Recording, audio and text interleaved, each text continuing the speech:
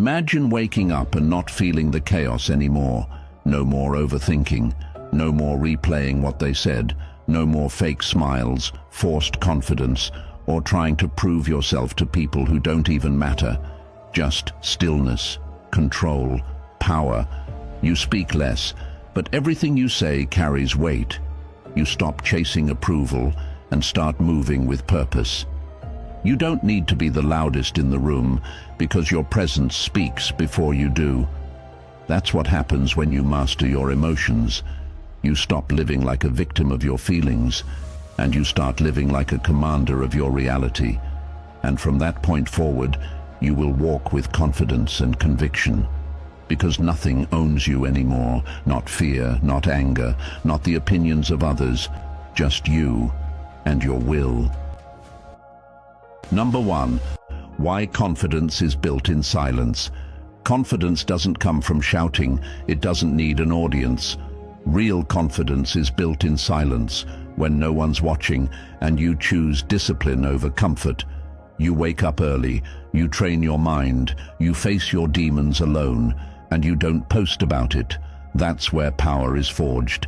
Because when you learn to move without announcing every step, the world feels your presence without explanation. The weak are loud, they need to be seen, but you're becoming quiet and deliberate. You've started to detach. You no longer explain yourself to people who haven't earned the right to hear you. That silence, that stillness, it's not emptiness, it's control. And from it grows a rare energy, a gravitational force. It's the reason the most powerful people in the world say less, but mean more. Confidence isn't a look, it's a frequency. And when you walk in that frequency, people sense that you are not to be played with.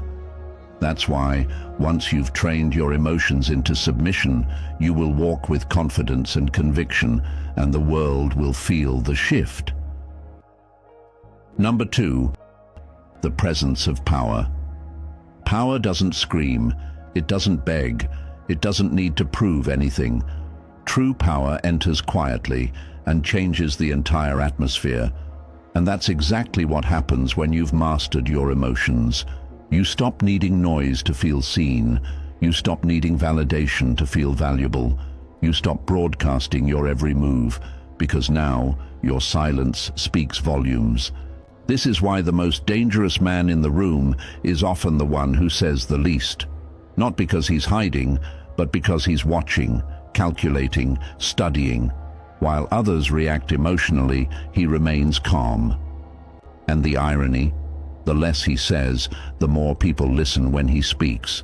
The less he moves, the more power each step carries.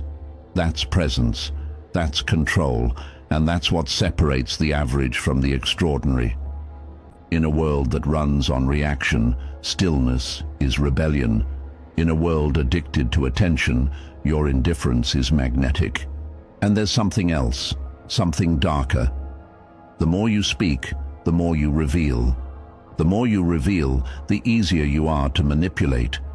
But when you speak less and move with precision, people start projecting their own insecurities onto you.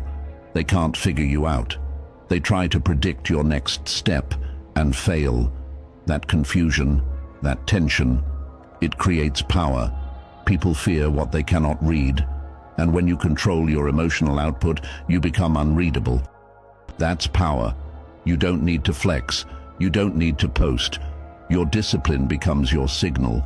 Your restraint becomes your armor. And your presence, grounded, measured, unshakable, becomes your loudest statement. This is when you begin to walk with confidence and conviction. Not because you're better than anyone, but because you're no longer at war with yourself. You've silenced the chaos. You've mastered the emotion. And now your energy is focused, lethal, and controlled. Number 3, emotional slavery. Most people don't realize they're prisoners, not in a cell, but in their own mind. They wake up and immediately hand over their power. A comment ruins their mood. A delay triggers their anger. A rejection crushes their self-worth. This is emotional slavery, and it's everywhere. The person who snaps over a message, the one who can't handle silence, the one who needs constant validation, they're not living, they're reacting. Stoicism teaches that you cannot control what happens, but you can always control how you respond, and that is where your freedom begins. If you want to rise, if you want to walk with true conviction, you must declare war on the weakness inside. Comment below if you're ready to break free. I do not negotiate with my emotions. This is how the strong are built. Number 4. The Stoic law: control the inner, ignore the outer. He world will never stop testing you. People will provoke you. Circumstances will shift. Chaos will knock on your door when you least expect it. But the Stoic law is simple. Control the inner, ignore the outer. You can't control how others treat you, but you can control how you process it. You can't control failure, but you can control your response. Every time you stay calm when others would rage, every time you remain focused while others panic, you win. Not externally, but internally. That's where real domination begins. Emotional control isn't about suppressing what you feel. It's about mastering how you respond to what you feel. Most people are puppets, dancing to the strings of fear, pride, lust, envy. But you cut the strings. You anchor yourself deep where storms can't reach. And that's why, day by day, you will walk with confidence and conviction, because nothing owns you anymore. If you're ready to stop reacting and start ruling, comment, "I answer to my mind, not my mood." Number 5. Dark psychology of emotional triggers. Here's what they don't teach you in school. Your emotions are being used against you every single day. Not by some villain in the shadows, but by systems, people, and even your own habits that have learned your triggers better than you have. Guilt, shame, jealousy, fear, these aren't just feelings. They're buttons, and the world is full of people who know exactly how to press them to get what they want from you. A manipulative partner makes you feel guilty, so you stay. A brand makes you feel insecure, so you buy. A so-called friend makes you feel jealous to feel superior. This is dark psychology, and unless you understand how it works, you're not thinking freely. You're reacting on command. That strength comes when you stop giving automatic emotional responses to every situation. You don't flinch when someone insults you. You don't chase someone who ghosted you. You don't explode because the world isn't fair. You simply watch, analyze, and move with purpose. That's when people start saying, "I can't read him. She doesn't react like other people." And they're right. You've become untouchable. When you master the inner landscape, the outer world loses its grip. That's how you walk through life with power, not by controlling others, but by refusing to let anyone control you. And that's the shift we're building right now, from reactive to dangerous, from emotionally hijacked to emotionally sovereign, from fragile to lethal. Because once you stop letting others trigger you, you become impossible to manipulate. And from that moment on, you will walk with confidence and conviction, because you no longer fear your own emotions, and no one else can use them against you. Number 6. The final battle, reclaiming the mind. There's a battle you fight every single day. No medals, no applause, just you and your own mind. And that's the most brutal kind of war, because when your greatest enemy lives in your head, there's no escape. It follows you in silence. It speaks when the world is quiet. It questions your worth when no one is watching. It weaponizes your past. It amplifies your fears.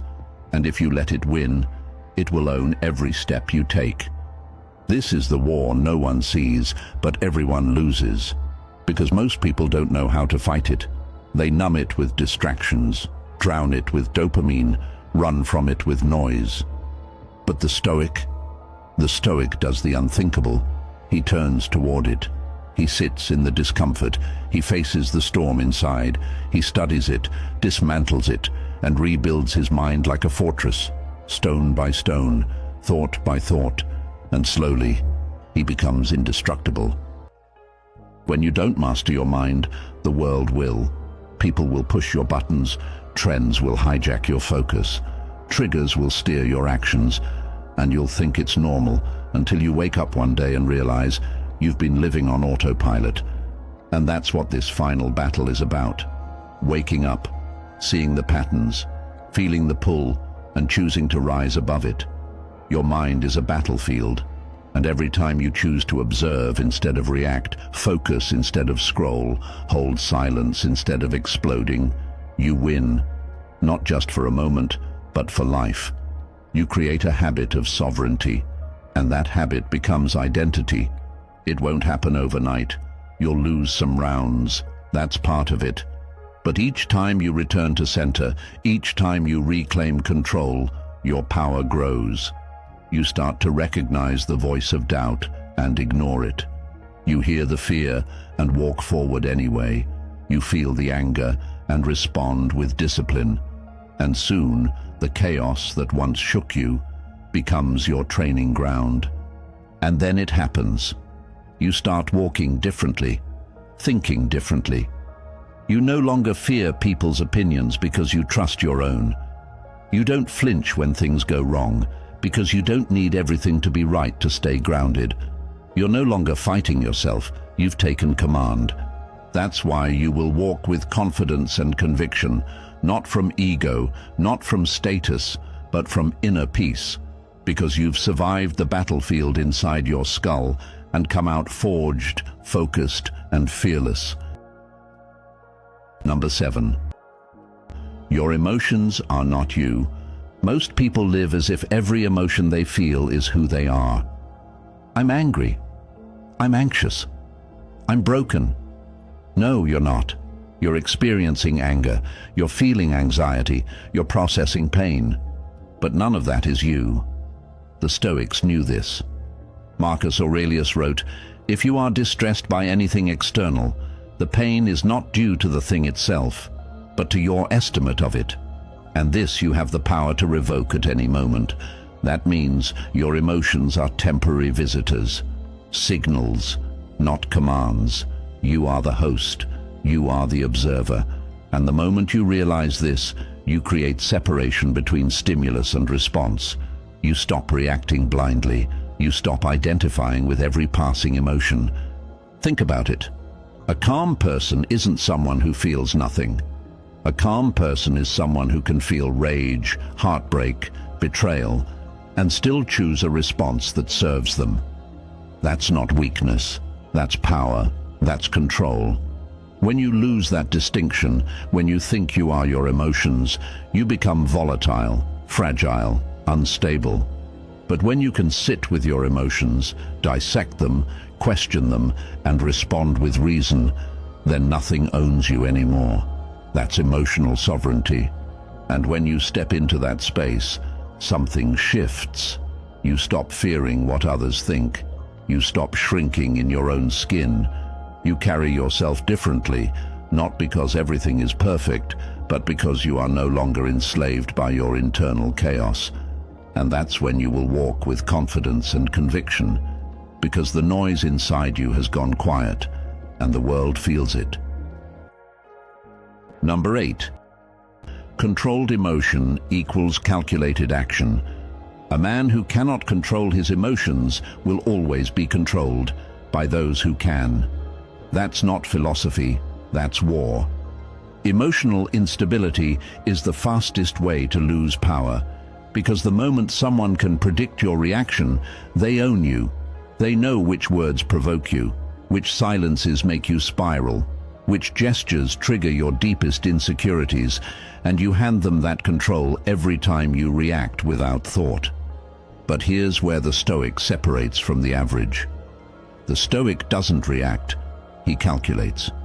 He creates space between the feeling and the action. When your emotions are under control, your actions become surgical, precise. You move like a tactician, not a victim. You don't lash out, you observe. You don't beg, you reposition. You don't panic, you plan. And people start noticing. You no longer explain yourself. You no longer chase. You no longer fall apart over things that used to break you. And that's what makes you powerful. Not because you're emotionless, but because you no longer let emotion decide who you are or what you do. The world is full of people who act first and regret later. But you pause, you analyze, you execute. Not for approval, not for attention, but because your actions are rooted in intention. And that's why your presence begins to change. People feel it. You say less, but everything you say carries weight. You do less, but everything you do moves the room. Number 9. You will walk with confidence, and now you understand. It was never about becoming louder, never about faking confidence or pretending to be fearless in a world that thrives on performance. It was never about impressing them. It was about confronting you, standing face to face with your fear, with your rage, with the part of you that breaks under pressure, and refusing to run. That's real strength. Because confidence doesn't begin when the world claps for you. It begins the moment you stop looking for applause, when you can be alone with your thoughts and not be haunted, when you can walk through uncertainty without needing to be reassured, when your self-respect no longer depends on the approval of strangers. That is the awakening, the quiet shift where you go from chasing the world to commanding yourself, where you realize you were never meant to control everything, but you were always meant to master one thing: your mind. People feel your presence because it no longer asks to be seen, it demands to be felt. You walk differently, not to impress, but because your steps have weight now, purpose. You speak differently, not to be heard, but because your words come from a place of truth, stillness, experience. You are no longer trying to prove anything to anyone, and that's why you will walk with confidence and conviction, because you've fought the war inside your mind, and you won. You've sat in the dark parts of yourself and didn't try to escape. You didn't numb it. You didn't deny it. You faced it. You understood it. And from it, you rose. That's what Stoicism was always about. Not pretending to be emotionless, but learning how to stand solid in a world that constantly tries to shake you. You don't flinch anymore, not because you feel nothing, but because you've built something stronger: discipline, clarity, inner peace. And if this spoke to your soul, don't let it fade into another forgotten video. Like, subscribe, turn on notifications. We are not here to fit in. We are here to master ourselves and lead.